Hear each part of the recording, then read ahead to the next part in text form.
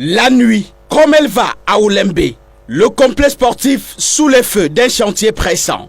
Chaque minute là est comptée vers la livraison programmée au 30 novembre 2021. Chrono lancé là sur 4 jours restants. Dans la mêlée, les ateliers sont en branle. Ici, la pose des écailles décoratives de pangolin amorce les dernières rangées. Là, les électriciens ajustent les interrupteurs sur les murs eux-mêmes sous des caresses des talouches. Étape 1 d'une finition à 3 tons. On aura une seconde couche et puis un léger ponçage. Ici, l'entrée VIP du stade. De loin, les voies d'accès et l'héliport se dévoilent. Plus proche du stade, une esplanade dénudée qui grouille d'engins et d'ouvriers.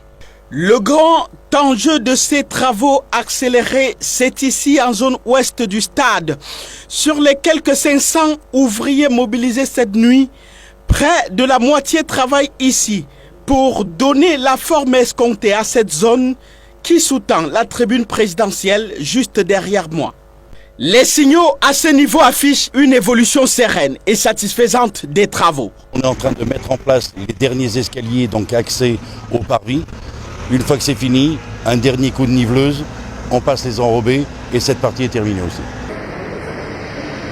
Une nuit bouillante à l'intérieur aussi. La piste subit une toilette sur ses derniers mètres pour permettre le bouclage des tartans.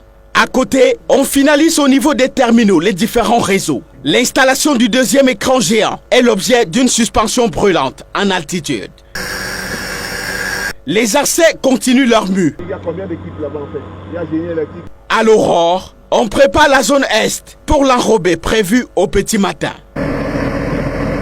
Et là, la concrétisation. 6 heures à peine sonnées. Les objectifs de la nuit sont atteints. On les a dépassés même. Comme prévu ce matin, le lancement officiel des enrobés a commencé depuis une demi-heure à peu près. Donc cette partie, accès nord, sera terminée avant la fin de matinée. La montre tourne en diurne comme en nocturne. 4 jours d'intenses travaux. Ce 30 novembre, le complexe sportif d'Olembe est transformé. Le pavis présidentiel peaufine sa décoration. Même si l'apparence révèle pas mal de finitions non impactant sur la canne à faire, l'entreprise pense avoir rempli le cahier de charges de la CAF. Bon pour la prochaine Coupe d'Afrique des Nations. Oui, on peut dire que c'est bon, bien sûr. Oui, tout à fait. Il n'y a pas de crainte à avoir. Pour la livraison officielle, ce sera le 3 décembre prochain.